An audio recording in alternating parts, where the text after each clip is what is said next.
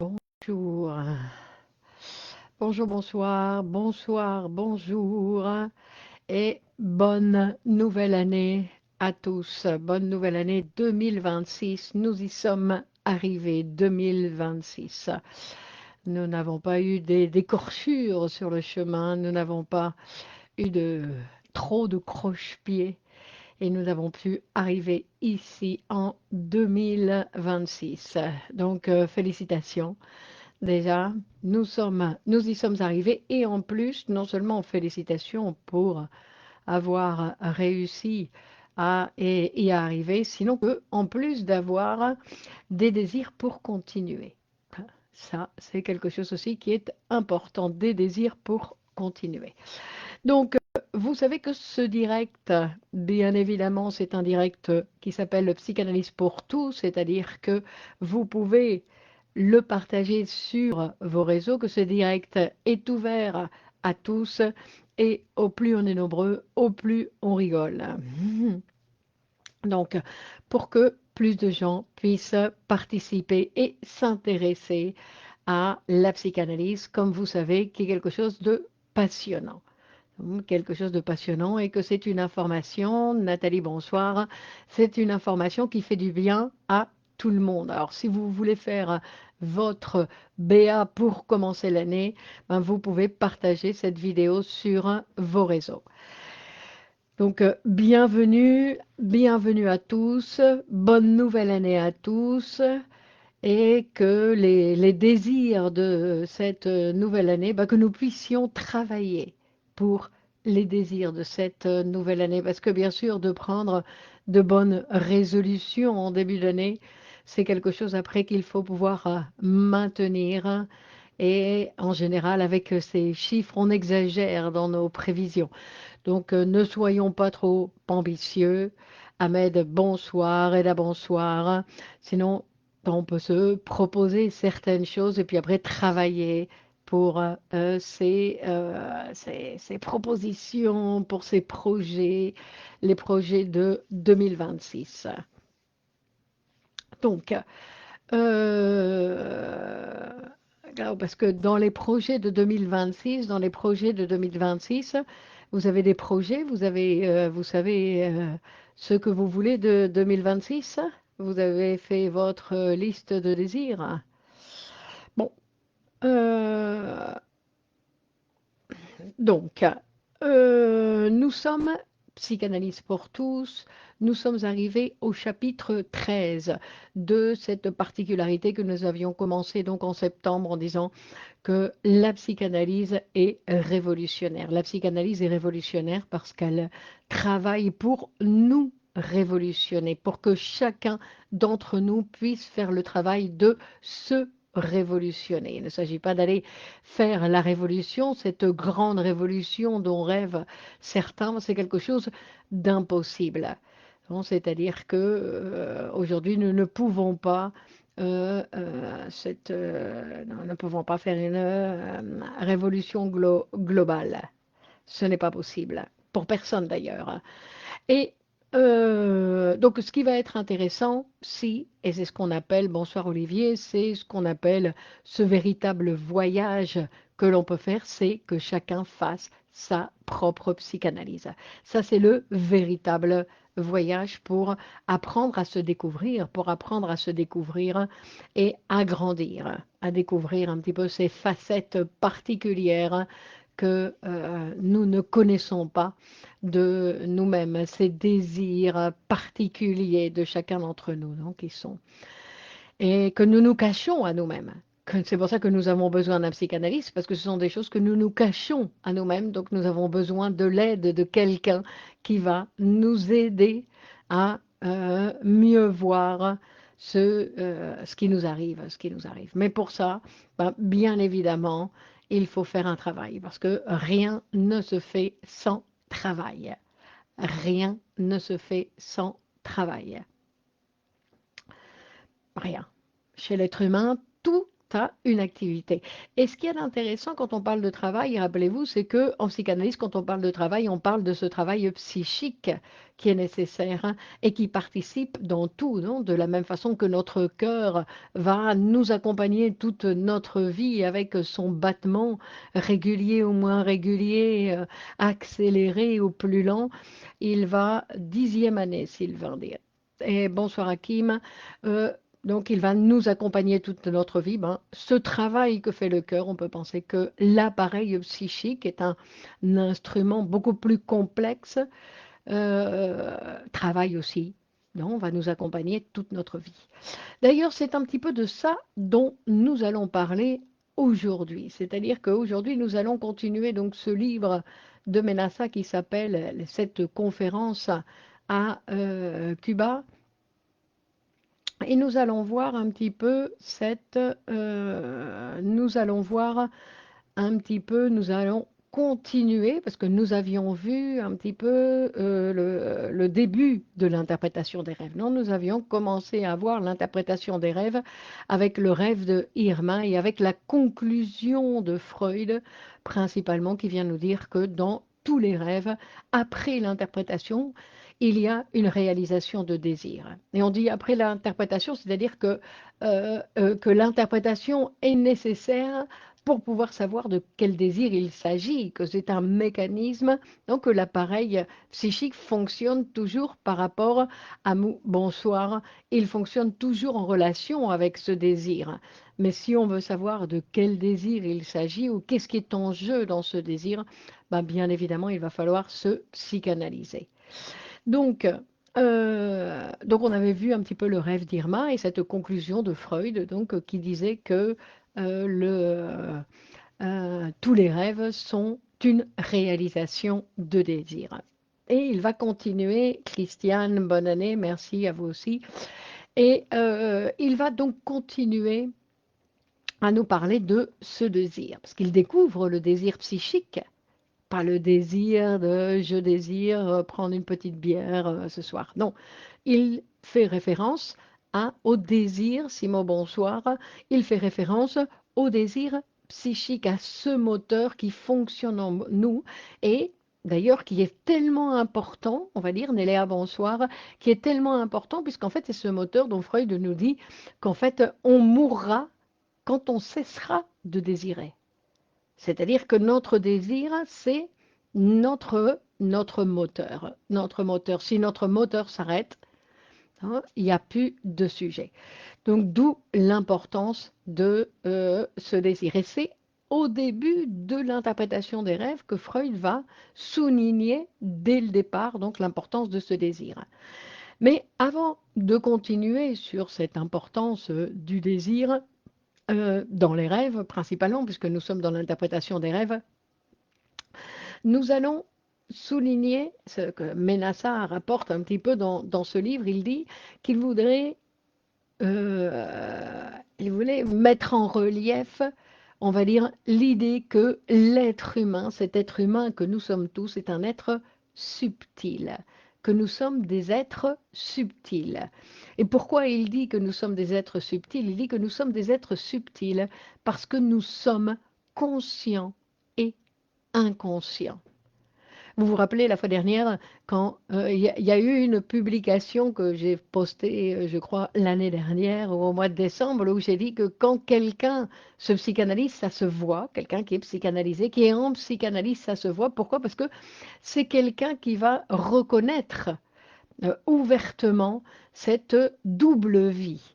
Cette vie de la conscience et cette vie de l'inconscient. Pas simplement la pulsion de vie, sinon que c'est non, cette chose consciente, ce dont on croit, dont on se rend compte qu'il y a autour de nous.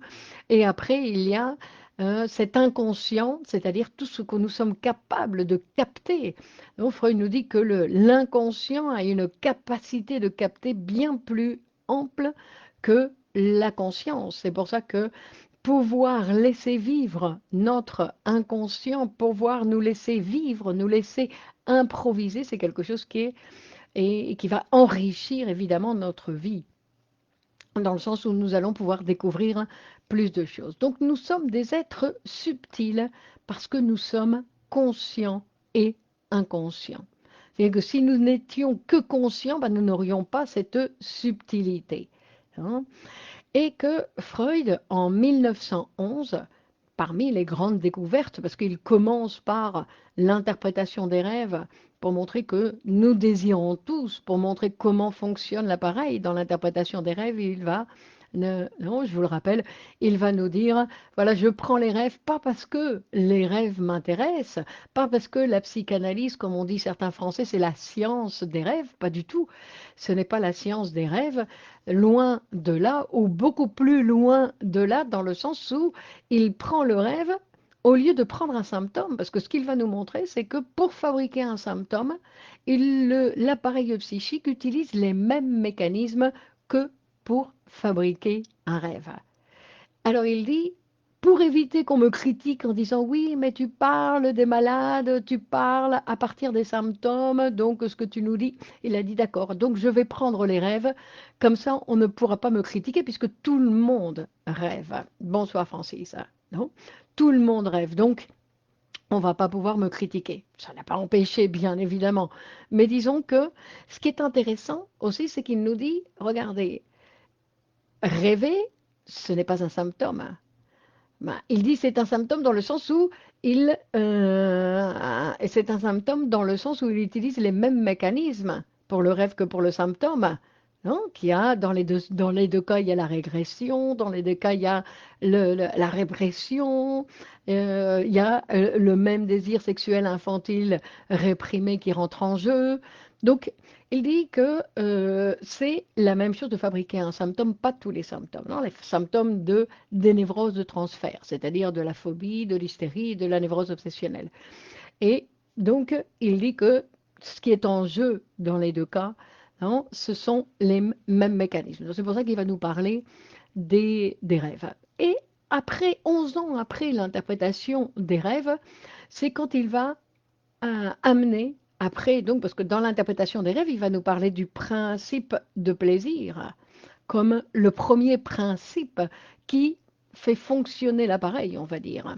Namira, bonsoir. Et il va dire donc en 1911, il va nous parler de ce principe de réalité. Et c'est-à-dire que quand on va commencer à étudier l'œuvre de Freud à partir de l'interprétation des rêves, ben on va voir qu'on va rencontrer en fait tous les détails. Bonsoir Michel, et bonne année à vous aussi. On va rencontrer tous les détails sur lesquels, en fait, on va voir s'oppose le désir. Non, parce qu'après, on va voir, Valérie, bonsoir. On va voir quelle est notre relation au désir. Parce qu'il dit que dans chaque symptôme, c'est parce qu'il y a un problème avec le désir. Pour dire problème, pour dire un petit obstacle avec le désir, qui fait que ben, on choisit ou l'appareil psychique choisit une autre manière d'exprimer. Alors, qu'est-ce qui se passe avec le désir?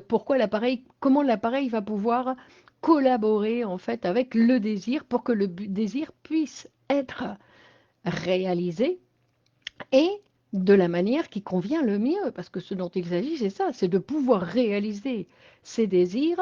Shmilka Vidovic, bonsoir. Non, de pouvoir réaliser nos désirs, mais quelque chose qui nous convient. Alors quelque chose qui nous convient, bien évidemment, c'est un apprentissage. On ne peut pas savoir qu'est-ce que ça veut dire. Ça me convient, non? C'est pas une taille de pantalon, je veux dire, non? Alors Freud, il va faire référence à ce principe de réalité qu'il va apporter en après le principe de plaisir. Cette formation qui existe en chacun de nous, ce principe de réalité qui ne correspond pas à la réalité, mais euh, qui ne correspond pas à la réalité et qui n'est pas là non plus pour venir inhiber le principe de plaisir. Sinon, tout le contraire. C'est un plaisir, c'est un principe, c'est un plaisir, c'est un principe qui est mis là pour que le désir, le principe de réalité, il intervient pour que le désir puisse se réaliser dans les conditions les plus appropriées et au moment le plus approprié. Hein. C'est-à-dire que on va voir que la différence, une des limites, on va dire une des différences entre une personne saine et une personne malade, c'est que la personne saine ne désire pas au bon moment, ne désire pas avec les bonnes personnes, ne désire pas au moment précis où il convient, non? Et dans la situation qu'il convient. Hein. C'est-à-dire que, on va dire que les personnes saines, c'est comme si elles ont un rythme qui permet d'attendre, non, de pouvoir remettre à plus tard la réalisation du désir. Pourquoi? Pour que le désir puisse se réaliser d'une façon, non, qu'il convienne dans la situation. Hein.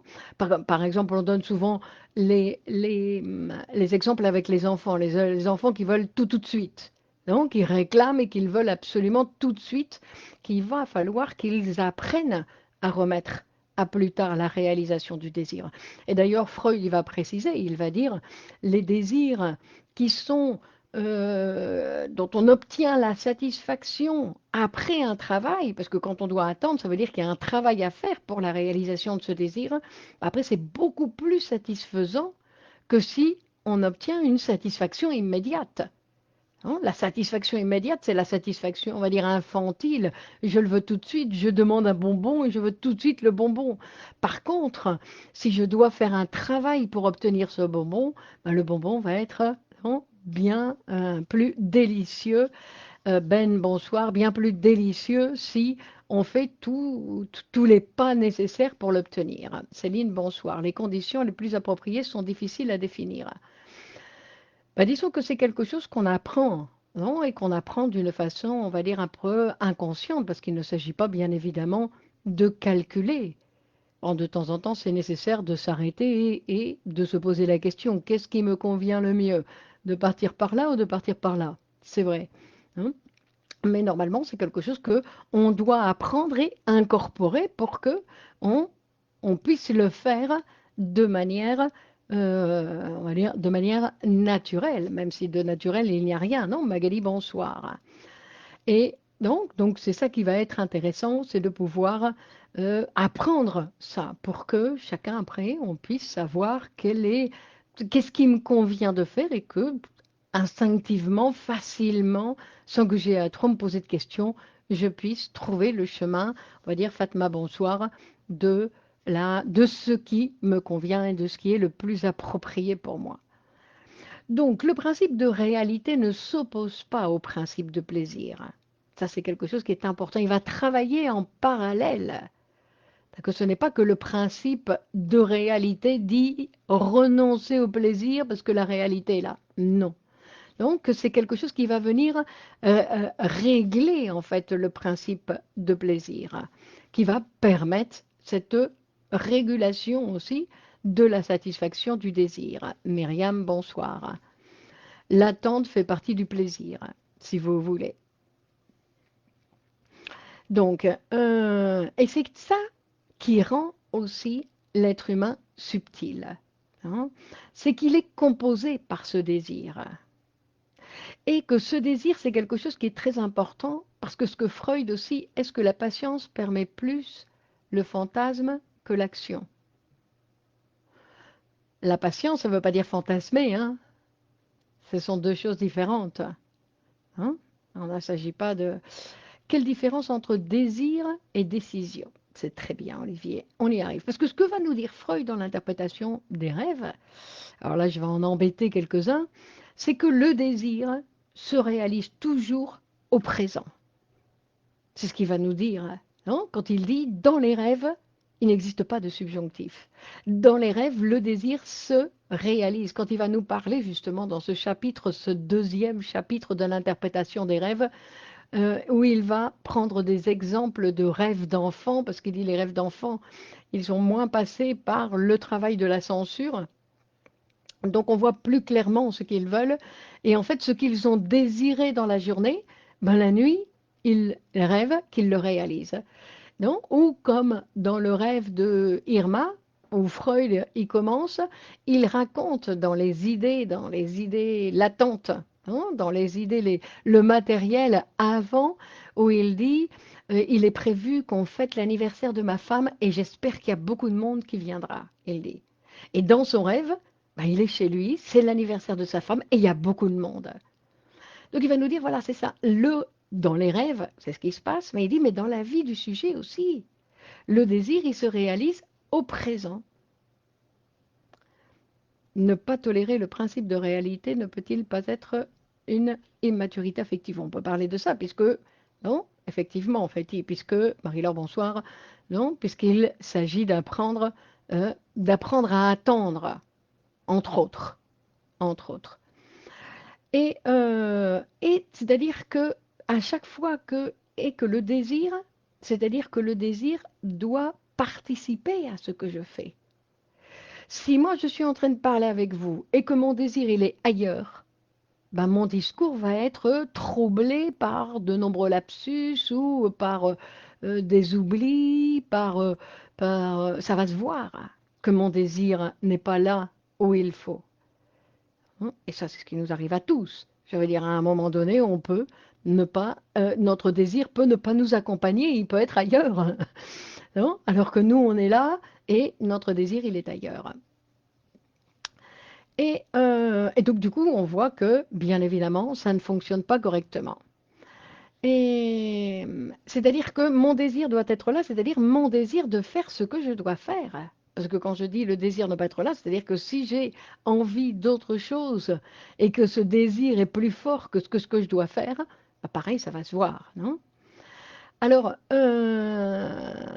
et que on va dire, euh, euh, c'est-à-dire qu'on ne cesse pas de désirer. On désire ce que nous sommes en train de faire. Hein. Ce qu'on désire, c'est ce que nous sommes en train de faire. Mais des fois, non, nous ne sommes pas complètement, quand on dit que, par exemple, le travail du psychanalyste, le désir du psychanalyste, ce n'est pas le désir de guérir, d'éliminer le symptôme du patient. Le désir du psychanalyste, c'est d'occuper la fonction de psychanalyste. Et la fonction du psychanalyste, c'est écouter et interpréter.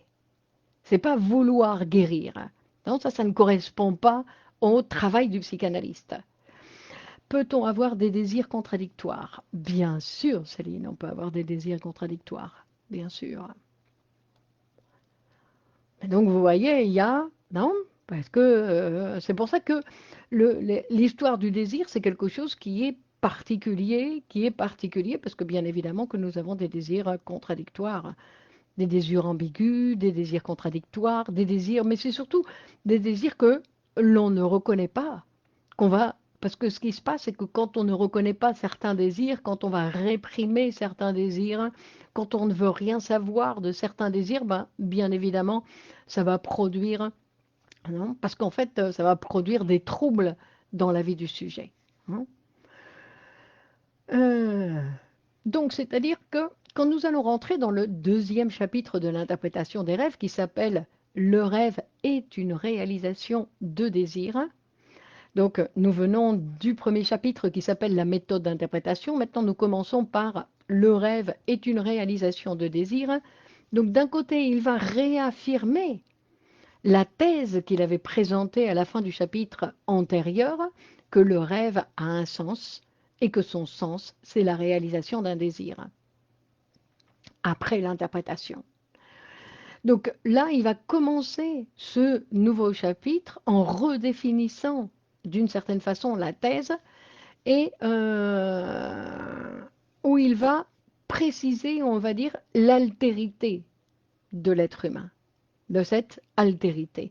Parce qu'il ne va pas dire, et il va finir le chapitre en disant, donc il commence en disant le rêve est une réalisation de désir, et il va terminer le chapitre en disant le rêve est comme une réalisation de désir. Et c'est là où il va présenter cette première altérité de l'être humain. Cette première altérité qui est très importante, c'est-à-dire que c'est ce conscient, inconscient, cette double altérité. Pourquoi on dit comme? C'est comme la réalisation d'un désir, c'est-à-dire qu'il y a réalisation de désir, mais dans l'appareil psychique. Après, le rêveur, il dormait. Donc il n'y a aucune modification dans la réalité. Mais pourtant, il y a une réalisation de désir dans l'appareil psychique. C'est pour ça que, par exemple, il y a des gens qui sont très fatigués parce qu'ils ont beaucoup fantasmé dans la journée. Et d'ailleurs, quand on fantasme des choses, après, des fois, on n'a plus besoin de les faire parce qu'on les a déjà fantasmées. On les a déjà vécues. Que pour l'appareil psychique, c'est dire, bah, c'est déjà vécu. Donc après, c'est plus difficile de se mettre en action pour le faire. Hein. Donc, c'est-à-dire qu'il y a cette réalité psychique et il y a la réalité dans laquelle nous vivons. Et la réalité dans laquelle nous vivons, bien évidemment, est bien plus importante dans le sens où c'est là où il va se passer des choses. Dans notre réalité psychique, il va se passer beaucoup de choses, mais en fait, il n'y a pas de véritable contact avec les autres. On dit que dans la réalité psychique, il n'y a pas d'égratignure, hein. Il n'y aura pas de traces, non? Désir contradictoire dans la conscience, car dans l'inconscient, il n'y a pas de contradiction. Effectivement, en fait, dans l'inconscient, il n'y a pas de contradiction. Mais il y a des contradictions pour le sujet. Hein. Pour le sujet, il y a des contradictions. Parce que pour l'inconscient, aimer ou détester, c'est la même chose. C'est l'expression d'un désir, peu importe la couleur du désir. Hein. Mais pour notre conscience et notre morale, ce n'est pas la même chose. Donc il va présenter cette altérité de l'être humain, hein, qui est capable de vivre. Et il y a des gens qui vivent une grande partie de leur vie uniquement en fantasmant, qu'ils ont une action, ont un pouvoir d'action dans la réalité très limité. Hein. Comment sortir de ces fantasmes? Se mettre à l'action. Hein, vous voulez des remèdes, Céline? Samir, bonsoir à tous. Vous voulez des remèdes? Ben, le remède, c'est se psychanalyser. Hein. Mais bien évidemment, c'est une aventure. Se psychanalyser, c'est une aventure qui prend un certain temps, parce il faut savoir que nous avons pris on va dire, des habitudes, pour le dire d'une certaine façon, mais ce n'est pas exactement des habitudes. Disons que nous avons des modes de satisfaction et que renoncer à ces modes de satisfaction, ou même pas sans renoncer, sinon que de pouvoir ajouter un nouveau mode de satisfaction, c'est tout un travail pour l'être humain.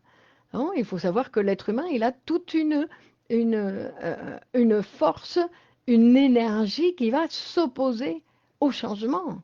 Donc pour pouvoir changer, ben, il faut qu'il y ait plusieurs éléments qui doivent rentrer en jeu. Donc, dans le travail analytique, Christine, bonsoir. Non. Et ce qui rentre en jeu et qui est très important, bien évidemment, dans le travail analytique, c'est le transfert.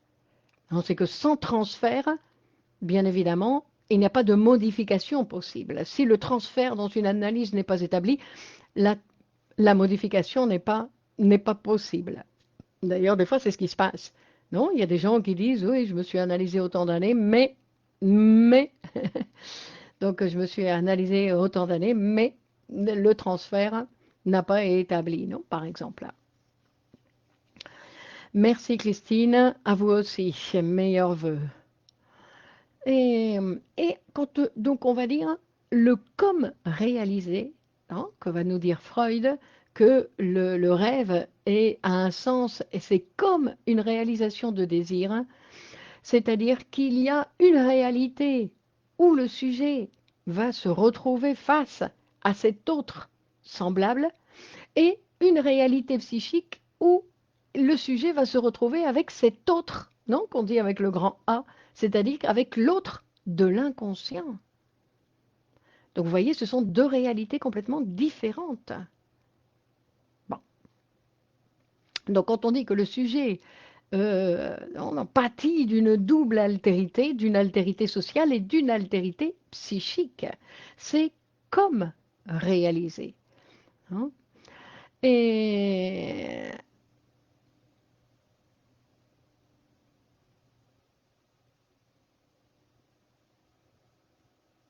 donc c'est-à-dire que toute personne, qu'on le sache ou qu'on ne le sache pas, c'est pour ça que quand on le sait, bien évidemment, on a une relation avec les autres et avec l'extérieur de façon différente, mais que nous avons une relation constante, on va dire, avec ces deux réalités, avec une réalité sociale et avec une réalité psychique.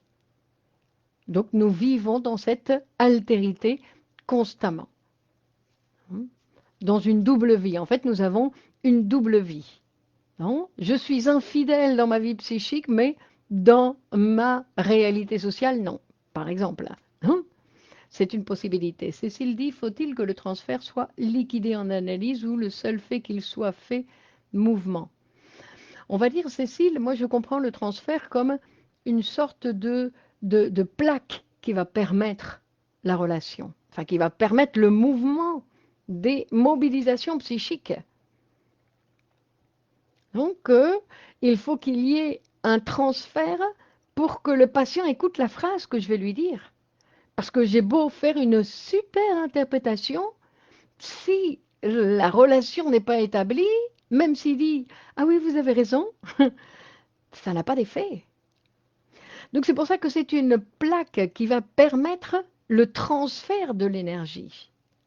Donc c'est comme une sorte, on va dire qu'une sorte de oui, un transfert d'énergie, c'est un lieu où le transfert d'énergie va être possible. Alors, que le transfert soit liquidé, qu'est-ce que ça veut dire? Qu'il devienne liquide pour qu'il y ait plus de possibilités de mouvement. Donc, le transfert, là, il va parler dans l'interprétation des rêves. Freud, il va déjà parler du transfert. C'est dans l'interprétation des rêves, d'ailleurs, qu'il va en parler. On voit ce qu'il va dire. Donc, il y a un transfert, dans le sens où il y a séparation entre la représentation et l'affect. Tout affect, je suis jalouse. Et je vais dire, je suis jalouse à cause de... Et je vais exprimer une représentation. Ben, on sait que cette représentation, ça ne correspond pas à l'affect. On sait qu'il y a eu obligatoirement un mouvement, un déplacement. Et c'est ça le transfert.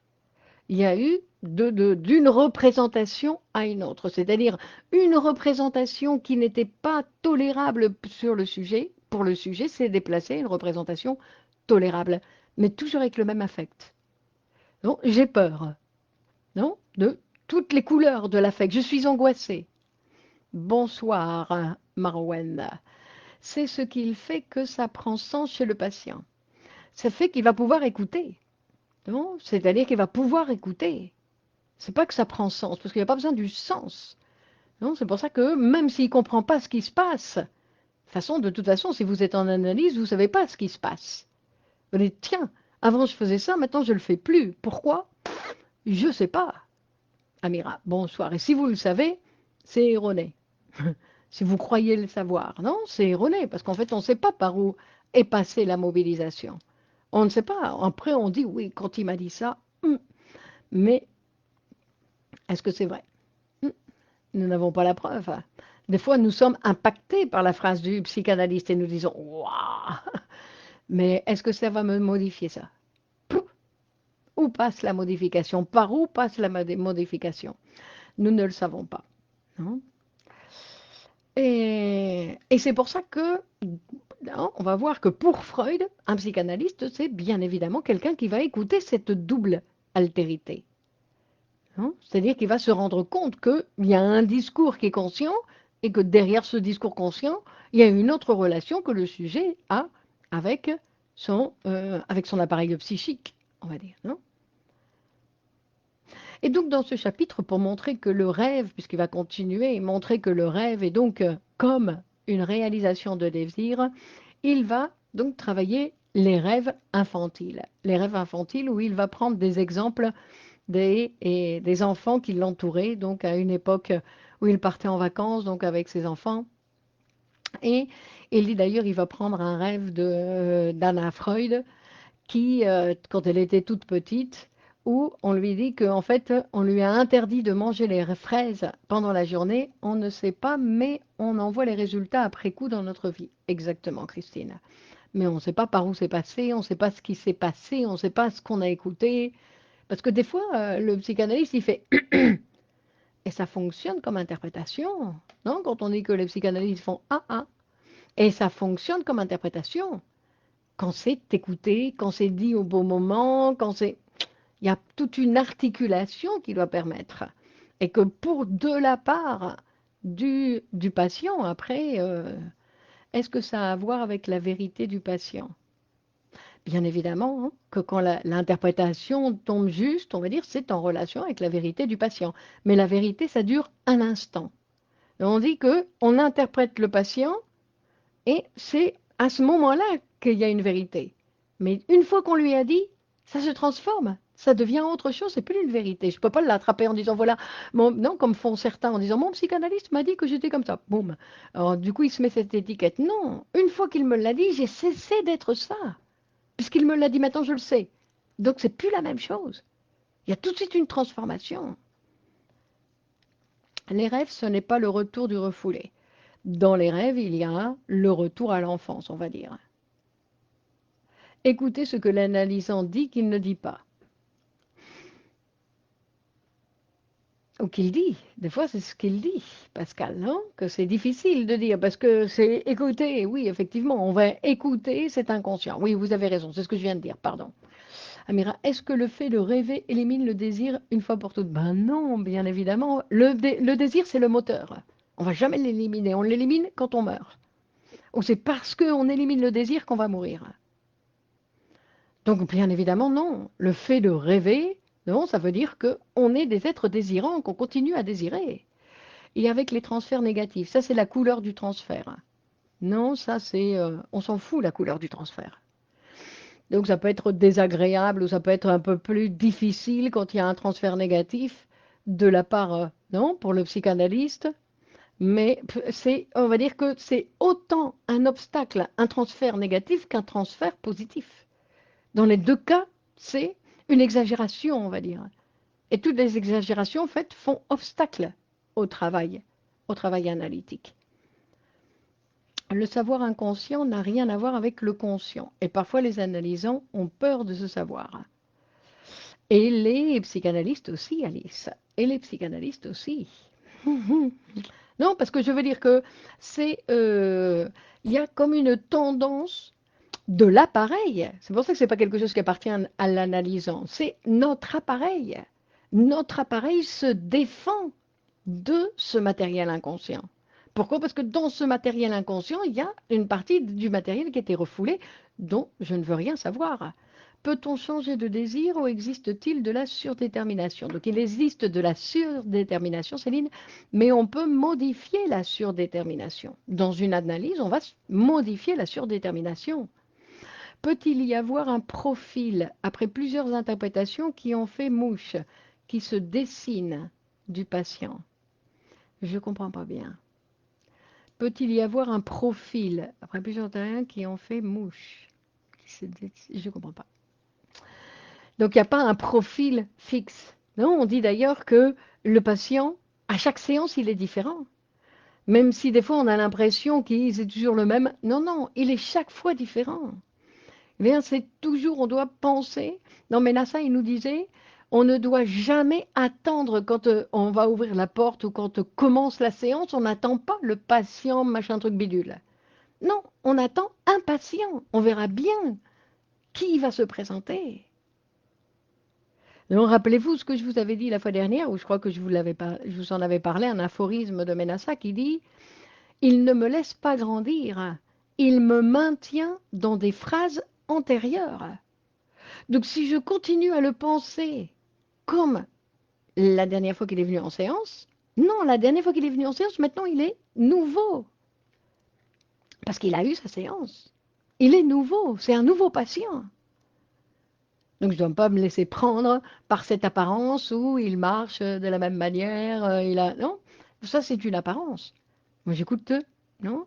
Et il y a une mobilisation dans le psychique. Donc, il va nous parler de ce rêve de Anna Freud. Donc, Anna Freud est toute petite et on lui a interdit de manger des fraises dans la journée parce que on lui a dit vous ne pouvez pas manger ces fraises, tu ne peux pas manger ces fraises parce que elle avait des problèmes de digestion, d'intestin, ou elle avait de la diarrhée ou je ne sais pas ce qui lui arrivait. Enfin, elle lui a interdit de manger des fraises. Et le matin, elle se réveille et elle va dire à son père, notre identité est en constante construction. Notre appareil psychique est en constant mouvement. Non? Quelle identité? Quelle identité? De quelle identité vous parlez? Donc, elle va raconter le matin à son père, papa, papa, tu sais pas de quoi j'ai rêvé cette nuit? De fraises, de framboises, de Anna Freud. Et donc, elle va raconter non, tous ces mots qui commencent par un F, apparemment en allemand aussi. Et ça, c'est le rêve qu'elle raconte. Non, c'est-à-dire que ce qui lui avait été interdit pendant la journée, ben, elle va le réaliser tranquillement pendant le rêve. Alors, ce qu'on va voir, bien évidemment, c'est pour ça qu'on dit que le rêve, le désir se réalise au présent, c'est-à-dire que ce qu'on voit ici dans le rêve, alors bien évidemment, Freud il dit, on ne va pas prendre la petite fille en analyse, elle est trop jeune, donc on ne va pas commencer à l'analyser. Par contre, on peut penser théoriquement, nous savons que, en fait, elle a pendant son rêve, sauter l'interdiction. Les fraises étaient interdites. Donc c'est pas simplement qu'elle avait un désir. Vous voyez que son désir, c'était quelque chose d'interdit et qu'elle a réalisé pendant son rêve. Mais c'était quelque chose qui était interdit. Et qu'est-ce qui est interdit pour l'enfant? L'inceste. Ce qui est interdit pour l'enfant, est-ce qu'on commence à lui dire, mais dans les rêves, non. Dans les rêves, ce que nous faisons, c'est que nous allons réaliser. C'est pour ça qu'il va nous dire ensuite, Freud, il va dire que la réalisation des désirs dans les rêves, ce sont des désirs sexuels infantiles refoulés. Et là, on voit que, non, on le voit clairement, on va dire, sauf qu'il y a un déplacement. Un déplacement. En plus, elle va le raconter tout de suite à son papa. Hein. Bon. Donc,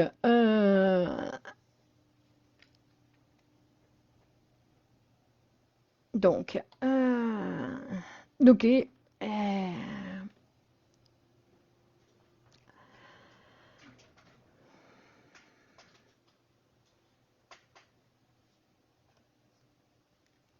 Donc non seulement elle réalise le désir de manger des fraises, mais en plus, elle va passer outre la loi donc, qui lui avait été imposée d'interdire de manger des fraises. Et donc non seulement elle va pouvoir faire ce qu'elle n'avait pas pu faire, mais qu'en plus elle va transgresser la loi. Transgresser la loi. Dans la réalité psychique. Dans la réalité psychique. Et,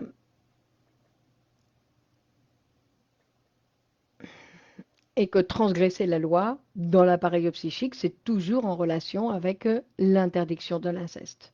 Non? C'est-à-dire que c'est toujours en relation avec le complexe d'Oedipe. Hum, C'est-à-dire que non seulement elle mange elle mange des fraises dans son rêve, sinon qu'en plus, elle a une relation avec l'interdit.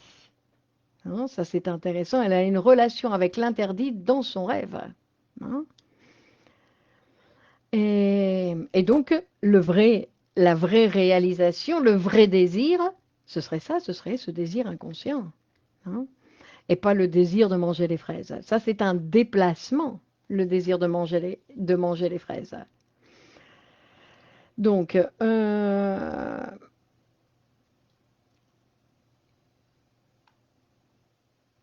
et donc Freud, il va faire dans ce chapitre aussi, il va faire une différence radicale entre le désir inconscient, le désir insatisfait et le désir refoulé. Donc, par exemple, ce qui arrive chez les adolescents, par exemple, avec la masturbation infantile. C'est un désir donc, qui arrive à la conscience.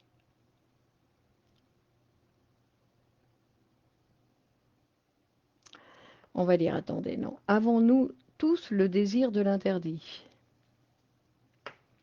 C'est le moteur. C'est parce qu'on nous l'a interdit que le désir y continue. C'est le désir, notre moteur, c'est un désir sexuel infantile refoulé. Ça, c'est le moteur. Mais ça ne nous empêche pas de faire de grandes choses pour l'humanité, de nous civiliser, de pouvoir écrire des livres, de pouvoir faire des œuvres d'art, de pouvoir travailler pour les autres. Donc, je veux dire, c'est ce même désir, mais qui peut parfois donc s'exprimer pour l'humanité, on va dire, ou s'exprimer pour ma petite névrose et qui produit des troubles qui m'empêchent, en fait, parce que les symptômes, ce sont des troubles qui viennent m'empêcher de faire des choses pour les autres. Et donc, je ne fais que m'occuper de ce qui m'arrive parce que je n'ai pas, non, que mon désir, en fait, est réduit, parce que j'ai une incapacité à utiliser mon énergie pour les autres, puisqu'elle est occupée à essayer de résoudre ce qui m'arrive, non, avec mes symptômes. Donc, mais je parlais de...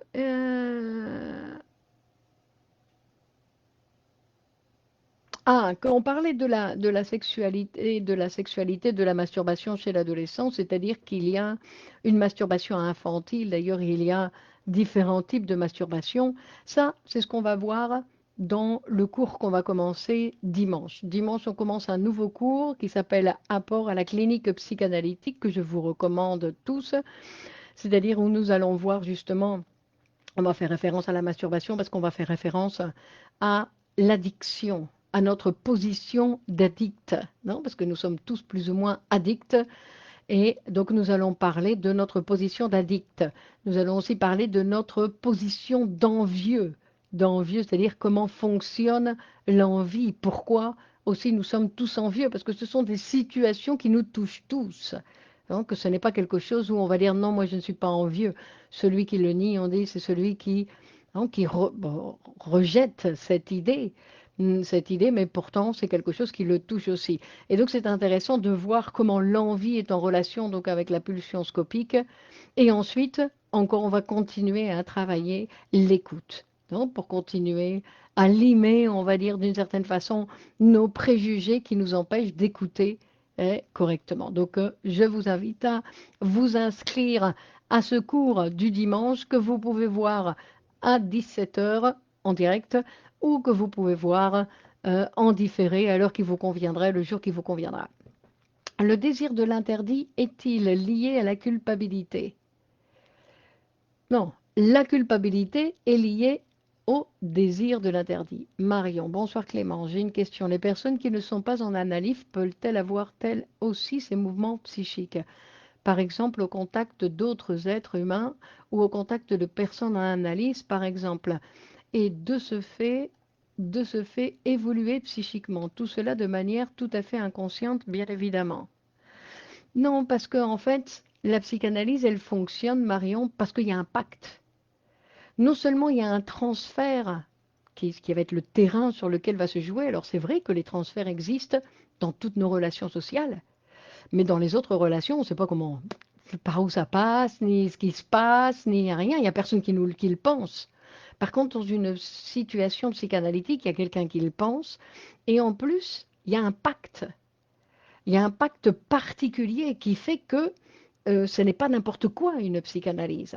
Justement, ce n'est pas des mouvements psychiques et que la seule manière de pouvoir intervenir sur le psychisme de l'autre personne, c'est à l'intérieur d'une psychanalyse. C'est avec ce pacte. S'il n'y a pas de pacte, en fait, c'est pour ça qu'on dit qu'en psychanalyse, on ne peut pas voler. On ne peut pas s'approprier de quelque chose qu'on n'a pas payé. Alors, il faut qu'il y ait un pacte. Non, c'est pour ça qu'on dit qu'il faut y ait un pacte. Après, le prix, tout ça, non, on va voir que les gens qui veulent se psychanalyser trouvent un psychanalyste pour pouvoir se psychanalyser. Hein. Et donc, il y a toujours cette possibilité, mais que c'est la seule manière pour avoir une mobilisation de l'appareil psychique. Sinon, ce sont des masturbations mentales. Le fantasmer, tout ça, oui, oui, c'est vrai, bien sûr que ça existe et qu'on n'a pas besoin de psychanalystes pour ça. Non, et que la masturbation mentale, c'est quelque chose qui est très utilisé et qui a une grande jouissance, bien évidemment, pour les sujets de l'utiliser. Mais ça n'est pas une intervention sur le psychisme. l'intervention sur le psychisme, il y a vraiment une modification dans la position du sujet. Donc on disait la surdétermination du sujet va se modifier. Parce que si nous pensons que nous avons trois surdéterminations, nous avons cette surdétermination inconsciente, nous avons cette surdétermination sociale de notre classe sociale, de notre position dans la société. Non. Et après, nous avons... Oh, la troisième, je l'ai oubliée. La troisième, je l'ai oubliée. Donc, nous avons la sociale, l'inconsciente, et il y en a une troisième. Bon, j'ai oublié. Ben, voilà. Donc, mais que les trois peuvent être mobilisés. Parce qu'en fait, après, les autres vont dépendre, non, de... là, je ne me rappelle plus. Je ne me rappelle plus et je ne sais pas où je peux aller trouver l'information de façon rapide. Bon, tant pis. Il faudra que j'y retourne. Je vous le dirai la prochaine fois. Mais disons que ces surdéterminations peuvent être modifiées, non, dans la psychanalyse. Et après, il y a des choses qu'on ne va pas pouvoir modifier, bien évidemment. Non, il y a des choses qui font partie de notre histoire et que on voit que, ben oui, à chaque fois, il y a des petites choses qui se répètent dans notre vie. Mais ce qui va nous intéresser, c'est que ce n'est pas quelque chose qui se répète et qui s'installe, sinon que c'est quelque chose qui se répète et qui dure 30 secondes et qu'on ne le voit même plus, on ne s'y attarde plus. Donc, il y a des choses qui vont nous accompagner toute notre vie. Notre amour à notre maman, ça va nous accompagner toute notre vie. Mais une chose, c'est que elle nous accompagne et qu'on a l'impression qu'on la tient par le bras. Et une autre chose, c'est que tout d'un coup, ce soit une phrase à l'intérieur d'autres phrases. Hein. Oups, le trou. Eh ben oui, voilà, c'est ça. La réalité de ces sociétés décourage la réalisation des désirs d'action. Ah, c'est une question. Non, le désir de l'être humain est tout-puissant. Le désir de l'être humain est tout-puissant. Nous avons une grande capacité. C'est-à-dire donc, nous avons que quand on veut quelque chose, non, alors on le sait seulement que quand on l'obtient. C'est quand on l'a obtenu qu'on dit, ah, elle le voulait, parce qu'elle l'a obtenu. Avant, on ne peut pas savoir. Non, tant que ça ne s'est pas produit, on ne sait pas, parce qu'on peut dire, ah si je le veux, je le veux, je le veux, je le veux. Oui, mais si ça ne se produit pas, c'était un désir un petit peu bizarre. Non, c'était un fantasme, on va dire, mais pas un désir. Non, parce que après, il y a des désirs de l'insatisfaction, les désirs insatisfaits. Les désirs, j'y arriverai jamais. Ah, je pourrais pas. Ça se fera jamais, non? Ça, c'est c'est un autre type de position psychique du sujet par rapport à son désir. Hein. Donc, et donc, elle va cesser de désirer les fraises. Disons qu'elle a réalisé son désir dans le rêve. Après, pourquoi vous dites qu'elle va cesser de désirer les fraises et les désirs impossibles? Les désirs impossibles, c'est les désirs interdits, Céline. Seulement. Après, il n'y a pas de désir impossible. Après, il y a des choses sur lesquelles on va renoncer. Moi, je ne vais jamais être une astronaute, ni pilote d'avion. Je veux dire, il y a des choses auxquelles, non, on dit que au fur et à mesure que le temps passe, ben, on se rend compte qu'on a dit non à certaines choses de la vie. On se rend compte que ça, j'ai dit non, ça j'ai dit non, ça j'ai dit non, mais j'ai dit oui à d'autres choses. Et on doit s'occuper de ce à quoi on a dit oui, pas à ce qui n'a pas pu être fait. Bien évidemment, je ne veux pas pouvoir vivre toutes les vies. Essayons déjà dans une seule vie d'en vivre plusieurs, parce que ça c'est une possibilité que nous avons, que l'être humain est là, la possibilité de vivre plusieurs vies en une seule vie. Mais c'est un travail, c'est sûr, ça ne va pas nous tomber dessus. Non, c'est un travail. Mais c'est une possibilité que nous avons de vivre plusieurs vies en une seule vie. Donc, de réaliser plusieurs désirs. Alors, pas en même temps, hein, on va dire. Non, moi, je vais terminer ce direct-là dans quelques minutes. Et puis après, j'ai un autre direct pour aller lire de la poésie en espagnol. Donc, je veux dire que donc je passe à une autre vie.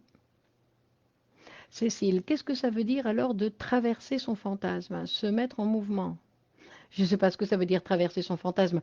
Moi, je pense, ou ça me fait penser, traverser son fantasme. Non, je ne sais pas de quel fantasme vous parlez. Parce qu'il y a le fantasme théorique de Lacan, mais ça c'est autre chose. Moi je parle simplement, je ne fais pas référence à ce concept lacanien, sinon que je fais référence au fantasme, à ce qui nous passe par la tête, à ces idées, parce que nous avons les fantasmes, hein, les fantasmes conscients, et puis après nous avons les fantasmes qui sont inconscients, dont nous n'avons pas notion. C'est pour ça que là, c'est intéressant d'avoir un psychanalyste qui va parfois nous montrer, nous dire que peut-être que ce qui se cache derrière ça, c'est autre chose. Hein. Donc, traverser, moi je dirais traverser son fantasme, c'est le laisser passer. Bah oui, j'ai fantasmé ça, bah oui, bah ça y est, c'est fini. Hein. Je ne vais pas m'y attarder. Ça n'a pas eu de conséquences dans la réalité. Comment je vais m'y attarder? J'ai pensé ça, oui, mais c'est une idée. Peu importe après. J'ai le droit. J'ai le droit de fantasmer ce que je veux. Mais quand je m'y arrête et que je passe mon temps, c'est pour ça qu'on parle après de la masturbation. Donc si je traverse, non, si je traverse mes fantasmes et puis après je passe à autre chose, c'est une possibilité. Hein. Donc voilà pour aujourd'hui. Nous avons repris nos directs du mardi 21h. Merci de partager dans vos pourquoi avons des désirs d'insatisfaction. Ah ah ah ah ah ah. Bon, ça c'est un autre point théorique. Est-ce qu'il n'y a pas de relation entre désir et action? Pour réaliser les actions, peut-on avoir recours à des thérapies comme la thérapie comportementale cognitive que de faire une thérapie psychanalytique qui dure dans le temps, surtout en rapport avec l'action et la réalité? Psychanalyse, poésie, musique, déjà trois vies en une. Exactement. Et on va dire, et sur les... Je ne sais pas quelle est votre question. Hein. On peut désirer en restant dans son sofa à regarder la télévision. Après, chacun fait ce qu'il veut de sa vie. Hein. Merci à vous, Christine. Merci. Alors, le surmoi peut venir contrecarrer la réalisation de désirs aussi, leur donnant une valeur d'interdit. Effectivement, c'est une autre possibilité. Non, c'est pour ça que ce n'est pas simple, hein, qu'il y a plein d'intervenants. Il y en a plein d'intervenants dans toute cette machine. Il y a plein de mécanismes, d'instances et de désirs qui viennent contrecarrer. Et c'est pour ça que c'est tout un apprentissage. Comment faites-vous pour faire autant de choses? Je me psychanalyse. Ah ben là, vous me l'avez tiré facile, hein. Merci à vous, Cécile. Et pour ceux qui sont intéressés, il y a un groupe de supervision qui s'ouvre à partir de jeudi de 20 heures à 21 heures. Et si vous êtes intéressés, pour tous les psys ou tous les professionnels, c'est intéressant de superviser son travail, quelle que soit la tâche que l'on ait à réaliser. Donc, bonne continuation à tous. Merci de partager cette vidéo sur vos réseaux et on se retrouve mardi prochain pour le chapitre 14. Merci, bonne continuation. Allez, au revoir.